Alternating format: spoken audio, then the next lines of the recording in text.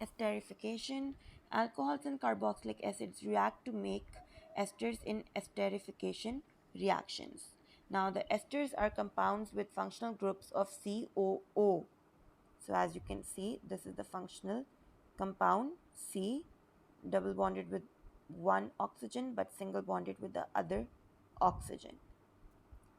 So one carboxylic acid and one alcohol will react together to form water and esters.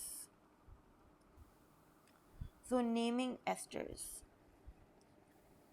So the name of alcohol is ethanol, name of carboxylic acid is propanoic acid. So the name will be ethyl propanoate, and this is the functional group. Then the name of the alcohol is butanol and carboxylic acid is methanoic acid. So the name will be butyl methanoate. So the first name will always be of alcohol and the second will be of carboxylic acid.